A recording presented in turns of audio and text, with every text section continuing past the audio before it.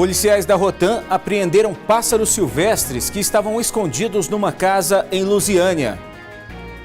O dono do imóvel foi preso em flagrante e também é suspeito de promover rinhas de galo. Polícia tenta identificar 3 suspeitos de espancarem um homem até a morte em Planaltina de Goiás. Imprudência na BR-040. Motorista atravessa no meio do canteiro central e quase provoca acidente. E a iniciativa de alunos de uma escola pública para conscientizar sobre os perigos da dengue. É agora, no Jornal Anhanguera, segunda edição.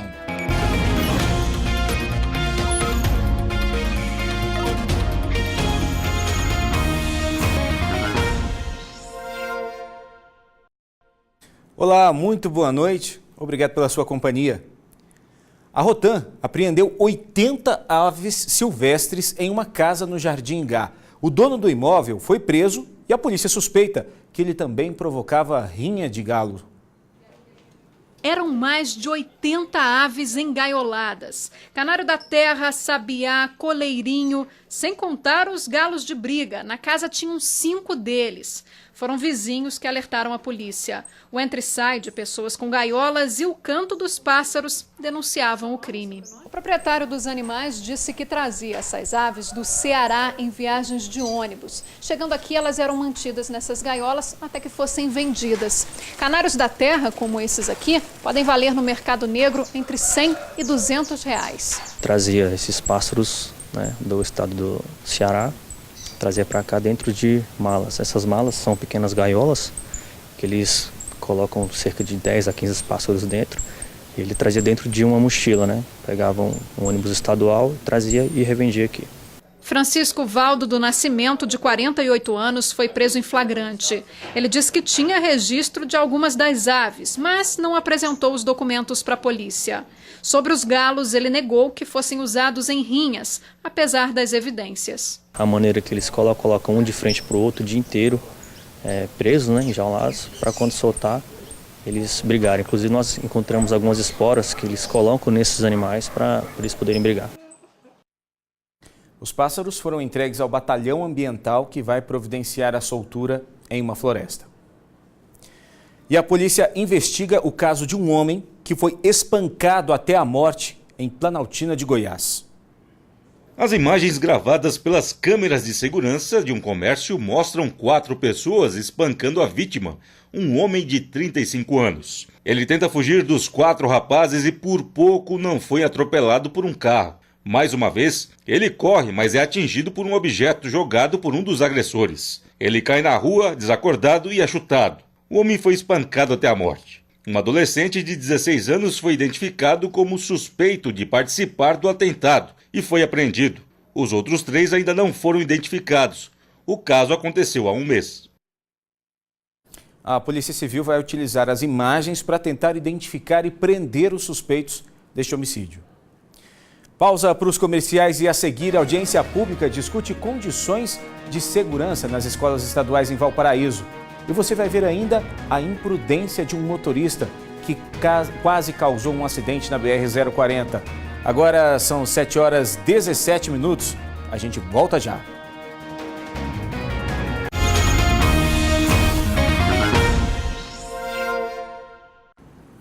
E a gente volta com o J2 mostrando uma cena de imprudência que aconteceu hoje na BR-040 aqui em Lusiânia. Dá só uma olhada no canto direito da tela. O motorista desse carro vermelho resolve fazer a conversão ali, uma conversão no canteiro central da rodovia, onde não existe retorno nesse trecho.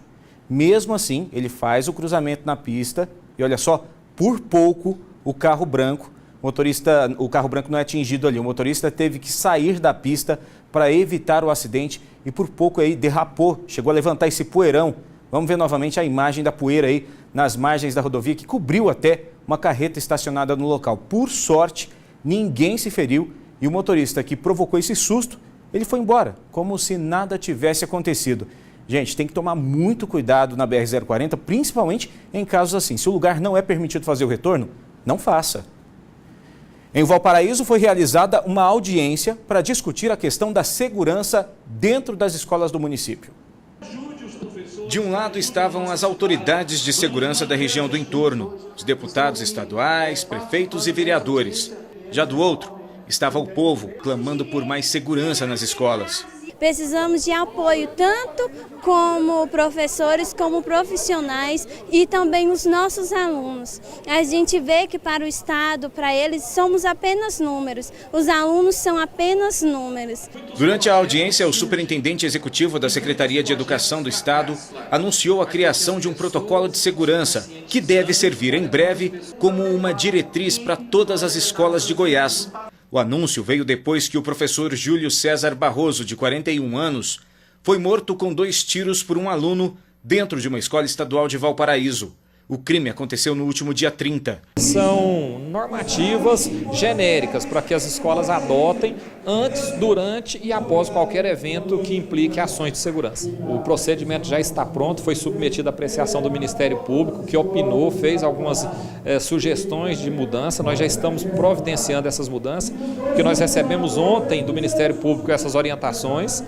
E agora ele será encaminhado para o Conselho Estadual de Educação para que tenha conhecimento, e eu acredito que logo em seguida a secretária baixa uma portaria normatizando ou aplicando essas diretrizes. Medida que a presidente do Sindicato dos Trabalhadores em Educação do Estado de Goiás diz só surtirão efeito se os profissionais forem acolhidos pela Secretaria de Educação. Está difícil, os professores estão com medo, estão numa instabilidade emocional muito grande por vários fatores. Primeiro, porque você não vê uma rede de proteção para proteger esse profissional que está trabalhando, que é o caso que aconteceu aqui em Valparaíso. Não dá para o professor virar as costas para trabalhar e levar um tiro. É muita demagogia para pouca ação. E a Polícia Civil do DF prendeu hoje 15 pessoas. Elas são suspeitas de liderar um esquema que desviava dinheiro do Banco do Brasil. A operação foi em 8 estados e no Distrito Federal. 15 pessoas foram presas, sendo 2 aqui no DF, em Águas Claras e no Jardim Botânico. As outras prisões foram em Pernambuco, Goiás, Minas Gerais, São Paulo, Rio de Janeiro, Santa Catarina, Paraná e Mato Grosso. Abre a porta, senão a gente vai arrebentar na porta. O grupo é suspeito de desviar quase 30 milhões do Banco do Brasil entre 2017 e 2018. Entre os alvos tem 2 ex-funcionários do banco e também empresários de empresas terceirizadas contratadas pela instituição financeira para cobrar dívidas de clientes. Segundo a polícia, o esquema funcionava da seguinte forma: a empresa terceirizada cobrava a dívida dos clientes. Quando ocorria o pagamento, o banco repassava uma comissão à empresa, mas às vezes o sistema do banco apresentava alguma inconsistência e o pagamento precisava ser feito manualmente. Um funcionário do banco que integrava o esquema repassava o valor a mais para a prestadora de serviços e recebia de volta um valor de propina. A gente não tem uma frequência exata. O que foi verificado pelo Banco do Brasil, que antigamente essa recusa de pagamento, que era feito manual, era muito esporádica. E depois aumentou a frequência no ano de 2017 e 2018, aumentou a frequência vertiginosamente. As investigações apontam que um dos ex-funcionários do banco embolsou 4 milhões de reais em 2 anos. Outro recebeu 900 mil do esquema. Ostentavam um alto padrão de vida, moravam em bairros nobres, nas suas cidades, carros luxuosos, viagens. Nas casas dos investigados, os policiais apreenderam carros de luxo.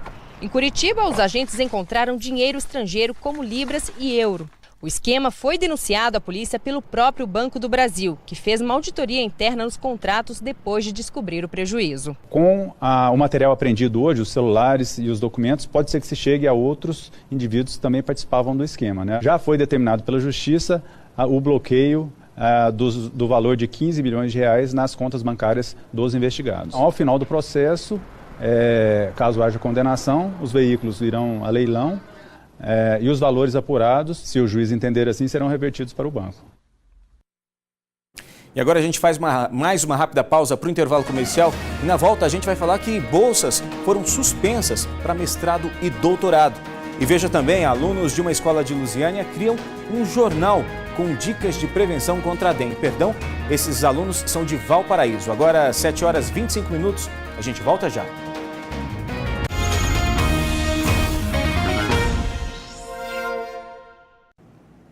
De volta com o J2, e olha só, a CAPES, Fundação do Ministério da Educação, que cuida das pós-graduação no país, suspendeu bolsas de mestrado e doutorado. A decisão atinge estudantes e pesquisas da UNB. O Fábio faz doutorado em engenharia de redes na UNB. Estuda a tecnologia que permite conectar praticamente tudo à internet. Se não fosse a bolsa de estudos que recebe, ele já teria deixado a UNB. Conciliar o emprego aí fora, né, uma tarefa aí fora com os estudos é muito ruim, ainda mais no nível de um doutorado. Eu dedico extremamente ao doutorado, né, 8 horas praticamente por dia, dedicando à pesquisa que eu estou fazendo. Mas os futuros mestrandos e doutorandos da UNB podem não ter esse benefício. As melhores universidades do país é a Universidade Federal, tem muitos cursos bons, muitos profissionais bons que saem daqui e isso acaba sendo jogado fora por conta desse corte de verba. Hein? A suspensão sem aviso prévio é resultado do corte de 30% para as universidades que o Ministério da Educação anunciou há 10 dias. A CAPES não informou o número de bolsas retidas, as áreas de pesquisa afetadas e nem o valor congelado. A verba para o pagamento das novas bolsas estava prevista no orçamento deste ano. Todo mês, a CAPES analisava quantas bolsas não estão sendo mais utilizadas em cada instituição. E no mês seguinte, liberava essa bolsa para novos estudantes. Só que a partir de agora, esse benefício não vai ser mais liberado. Hoje, o valor da bolsa para os alunos do mestrado é de R$ 1.500, para doutorado, R$ 2.200. Com o corte, 126 estudantes vão ser impactados imediatamente e várias pesquisas importantes para o DF estão comprometidas. Pesquisa de Zika, ou seja, de focos importantes para o DF, e outra que trabalha com caramujo gigante, que é um vetor da meningite e também que tem destruído plantações no Distrito Federal. A bolsa é um incentivo para que o estudante se dedique exclusivamente aos estudos e invista todo o tempo para as pesquisas, que agora estão comprometidas. A medida pode fazer com que talentos brasileiros deixem o país. Acaba perdendo intelectual para fora, o Brasil acaba exportando gente. Situação complicada, né? Bom, agora a gente vai falar de um assunto que está preocupando o morador aqui do entorno, a dengue. Pode parecer um assunto repetitivo, só que os casos continuam aumentando e muito. E eu vou falar ao vivo com a repórter Nayara Santos. Nayara, uma boa noite para você. A Secretaria Estadual de Saúde divulgou dados recentes falando desse número de aumento nos casos de dengue. Você tem os números aqui da região do entorno? Boa noite. Tenho sim, Giliardi. Boa noite para você, boa noite para quem está em casa. Olha só, somando todos os casos notificados nas cidades aqui do entorno, chegam a quase 2.000 notificações.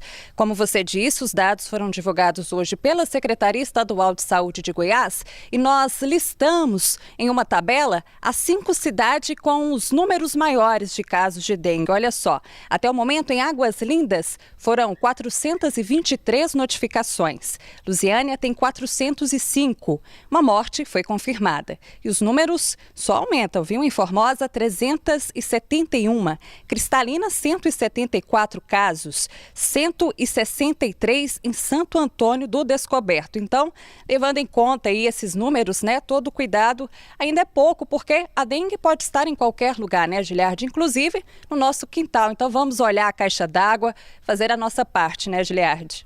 Tá certo, Nayara. A gente fala sempre desses casos e as pessoas realmente têm que tomar cuidado. Inclusive, hoje você foi atrás de uma história muito legal, de um projeto muito bacana. Conta pra gente como é que é.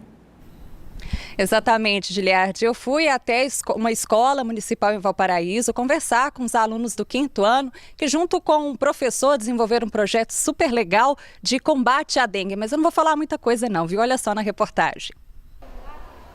Essa foi a maneira que os alunos da Escola Municipal Marcos Antônio Salermo de Valparaíso encontraram para chamar a atenção quanto à importância de combater o mosquito transmissor da dengue. Eles montaram um telejornal. Na edição de hoje, falaremos de 3 doenças que nos últimos anos têm provocado muita preocupação para a população de Valparaíso de Goiás e região: a dengue, a chikungunya e a zika. A Ana Clara aprendeu tanto que agora está até ensinando. As pessoas têm que tampar a caixa d'água, né? Elas têm que botar a garrafa de boca para baixo. Elas têm que tirar a água da calha e tirar a água da laje. Na sala de aula tem 28 alunos e todos eles estão envolvidos no projeto Combate ao Aedes aegypti. E não é só o jornal que trouxe conhecimento para eles não, viu? Cada um participou de pelo menos 3 atividades: literatura em cordel, paródia e uma maquete, com o exemplo de uma casa totalmente protegida.